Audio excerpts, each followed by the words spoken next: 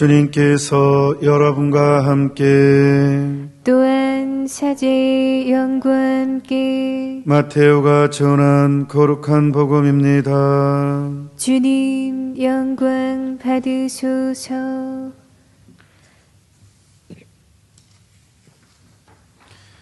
예수 그리스도께서는 이렇게 탄생하셨다. 그분의 어머니 마리아가 요셉과 약혼하였는데 그들이 같이 살기 전에 마리아가 성령으로 말미암아 잉태한 사실이 드러났다. 마리아의 남편 요셉은 의로운 사람이었고 또 마리아의 일을 세상에 드러내고 싶지 않았으므로 남모르게 마리아와 파혼하기로 작정하였다. 요셉이 그렇게 하기로 생각을 굳혔을 때 꿈에 주님의 천사가 나타나 말하였다. 다윗의 자손 요셉아, 두려워하지 말고 마리아를 아내로 맞아들여라. 그 몸에 잉태한 아기는 성령으로 말미암은 것이다.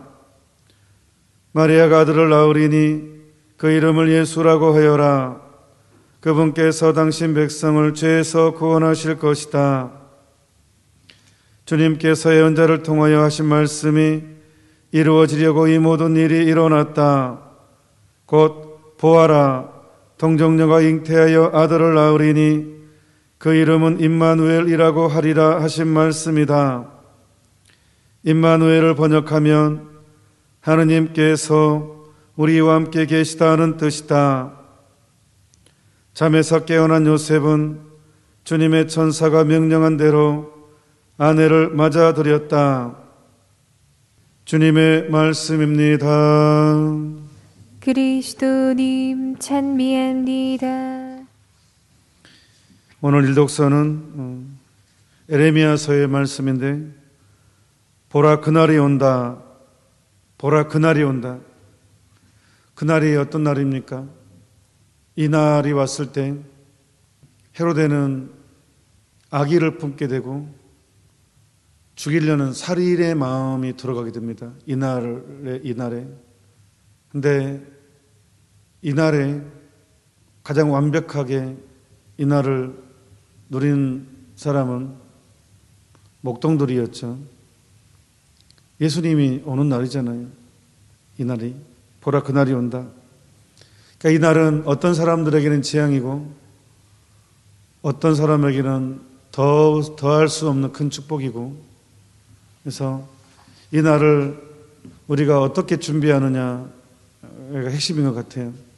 저는 신학교에서 계속 공부를 하면서 신학을 공부하고 철학을 공부하면서 이 시대에 대해서 이런 생각을 참 많이 하게 됐고, 또 마음이 통하는 다른 신학생하고도, 선배 신학생하고도 이 부분에 참 얘기를 많이 나눴습니다. 어떤 부분이냐 그러면 이 시대의 가장 큰 문제는 휴머니즘이다. 인본주의다. 그러니까 예수님께서 베드로에게 사탄아 물러가라. 세상에 어떻게 베드로한테 그렇게 말씀하실 수가 있었겠어요? 얼마나 당신도 심각하고 중대했으면 베드로한테 사탄아 물러가라. 그리고 다음 말씀, 너는 하느님의 일은 생각하지 않고 사람의 일만 생각하는구나. 바로 이게 포인트입니다. 너는 하느님의 일은 생각하지 않고 사람의 일만 생각하는 것. 이게 바로 휴머니즘입니다. 인본주의입니다. 하느님의 일은 생각하지 않고 사람의 일만 생각하는 것. 하느님의 계명은 치워버리고 인간의 편의와 안락만 일방적으로 추구하는 것. 이게 휴머니즘이고 인본주의죠. 여기에 바로 예수님께서 사탄아 물러가라 라고 선언하셨다는 거예요. 자, 우리가 그날이 온다 준비하는 것은 바로 인간의 편의를 우리가 지우고 하느님이 원하시는 것, 하느님의 일을 생각하는 것, 하느님이 우리에게 무엇을 요구하시는가, 그것을 생각하면서 준비하는 것, 이게 그날의 참된 중요성입니다. 그래서 이 대림 시기가 있는 것입니다. 여러분들은 오시는 예수님을 어떻게 준비하고 계십니까? 예수님께 어떤 것을 선물하시겠습니까? 오늘 복음에서 제시하는 것은 순박함, 요셉의 순박함을 제시합니다. 오시는 인카르나시오, 하느님이 인간이 되신 그 완벽한 겸손 앞에 우리가 준비해야 될 것은 역시 순박함, 약삭빠름이 아니라 순박함을 제시합니다. 요셉을 한번 봅시다. 마리아의 남편 요셉은 의로운 사람이었고, 이게 좀 두드러지게 표현되잖아요. 요셉이 어떤 사람이냐? 의로운 사람이다. 정의로운 사람이다. 불의에 가담하지 않은 사람이고, 불의에 대해서도 기꺼이 말을 하는 사람이고. 그런데 봅시다. 나고 약혼을 했어요. 약혼을 했는데 임신을 해버렸네. 잠자리를 갖지도 않았는데, 그리고 약속을 했는데, 우리 결혼하더라도 평생 동정지키고 이순이 누갈다 유진철 요한처럼 초남리에 어떻게 알아요? 신부님이 교부들이 또 성서에 그러잖아요. 가브리엘 천사가 성모님께 약혼한 처녀를 찾아가서 당신은 임신할 거라고 하니까, 잉태할 거라니까, 이 몸은 처녀입니다. 어떻게 그런 일이 있을 수 있겠습니까? 약혼한 사람한테 당신 임신할 거라고 하는 것은 당연한 일이죠. 결혼할, 이스라엘에서는 특히 약혼과 결혼은 하나의 사건이거든요. 그러니까 약혼한 사람한테 당신은 곧 임신할 것이다 하는 것은 그렇게 낯선 말이 아닙니다. 당연히 결혼하는데 임신하죠. 그런데 성모님께서 의의 반응, 이 몸은 처녀입니다. 어떻게 그런 일이 있을 수 있겠습니까? 라고 질문할 수 있었던 것은 이순이 누갈다 유진철 요한처럼 평생 동정을 지켜주기로 약속했기 때문에 그게 가능한 질문인 것입니다. 그러니까 요셉 입장에서는 배신감 들죠. 철석같이 그렇게 약속했고, 그런데 임신을 해버렸네. 성모님은 또 말도 안 해요. 요셉 씨 믿어줘. 이게 믿을 수 있는 일입니까? 임신을 했어요. 요셉이 감당할 수 있겠어요? 그리고 만약에 약혼해놓고 파혼을 하잖아요. 그럼 이건 누가 먹어요? 요셉이 먹죠. 저런 무책임한 사람이 있는가? 어떻게 저럴 수가 있는가? 임신을 했는데 파혼을 해버려? 책임도 안 져? 그러면 요셉은 설명해야 되잖아. 나의 무죄함을. 아니다. 나하고 상관이 없다. 저 사람 죄를 지었다. 그러면 율법 의해서 성모님은 돌에 맞아 죽어야 돼요. 내 의로움을 증명할 이유가 있죠. 괜히 내가 말도 안 하고 파혼을 하면 나 다 뒤집어 쓰는 거잖아요. 임신했는데 나 결혼 안 하고 저런 나쁜 사람이 있는가? 내가 다 뒤집었어요. 무책임한 사람, 혼인을 못 오고 하는 사람, 별 욕을 다 듣겠죠. 그런데 요셉은 그걸 감수해요. 남모르게 파혼하기로. 그래, 내가 다 뒤집어 쓰자. 그러면 내가 들춰내기 싫다. 난 너무너무 배신감 크지만 저 사람에 대한 배신감이 충격이 엄청나지만 그래, 그래도 내가 보호해 주자. 이게 남모르게 파혼하기로 작정한 요셉의 성격입니다. 인성입니다. 여기 참된 의로움은 다른 사람의 약점을 보호해주고 참아주는 것. 요셉은 너무너무 속상하고 배신감이 너무 크겠지만 남모르게 파혼하기로 작정했습니다. 그 모든 비난을 다 자기가 감수하기로, 받아들이기로, 이게 남모르게 파혼하기로. 그러니까 참 요셉 성인 대단하신 분이십니다. 정말 대단하신 분이십니다. 보통 분이 아니십니다. 어떻게 이럴 수 있겠습니까? 자기가 다 뒤집어 쓰겠다고. 그 배신감 안에서도 어떻게 그거를, 배신감이 없었겠어요? 그 분노가 없었겠습니까? 그것까지 다 감수해버립니다. 요셉이. 그래서 이제 그렇게 하기로 마음을 굳혔습니다. 아무한테도 이것을 말하지 않기로.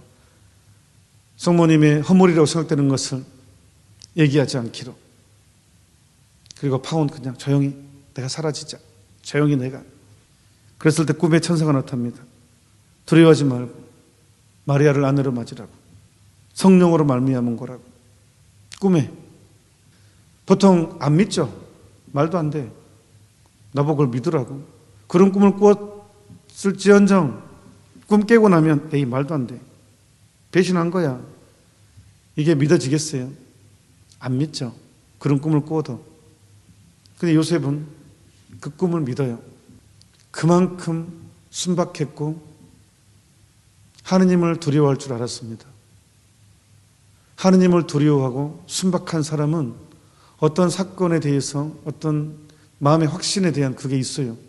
그걸 믿어요. 그걸 받아들여요. 그리고 눈꽃만큼의 의심 없이 완벽하게 정말로 완벽한 보호자가 되어줍니다. 성모님을 예수님의 완벽한 든든한 피난처가 되어주고 보호자가 되어줍니다. 그래서 천사로부터 가장 위대한 것을 누리죠. 임마누엘, 하느님이 나와 함께 계시는구나. 이 삶을 사십니다. 그래서 요셉은 또한 임종자의 주보성인이죠. 왜 우리는 요셉 성인을 임종자의 주보성인이라고 합니까? 요셉 성인께서는 제일 먼저 죽었죠. 옆에 누가 있었어요? 성모님하고 예수님 옆에 있었잖아요. 임종할 때. 이보다 복된 죽음이 어디 있었겠어요? 내가 죽을 때 성모님과 예수님이, 하느님이 내 옆에 계셔줬어. 그래서 요셉 성인이 임종자의 주보성인입니다. 우리가 그날을 준비하는 것은 일단은 이제 남 욕 그만하고, 그러니까 용서, 화해, 내 마음 안에 이게 있으면 안 됩니다. 내 마음 안에 쓰레기가 있으면 안 됩니다. 어제 하필이면 제가 어제 그젠가 좀 쉬는다고 낮에 보통은 침대에 이불을 항상 좀 가지런히 해놓거든요. 근데 뭐 벽지가 좀 뜯어져 가지고 저기 일하시는 소장님이 제 방 번호를 물어봐 주는 거예요. 성당에 있는데. 그래서 할 수 없이 방 번호를 말해줬거든요. 근데 순간 아차 이불도 지저분한데 방이 좀 지저분한데 좀 창피했어요. 내가 방이 좀 정리됐을 때 오지 하필이면 지금 이불이 막 엉망으로 돼 있는데 이런 순간 부끄러웠거든요. 내 방이 어지러워서 이불이 막 그렇게 난장판 돼 있다고 생각하니까.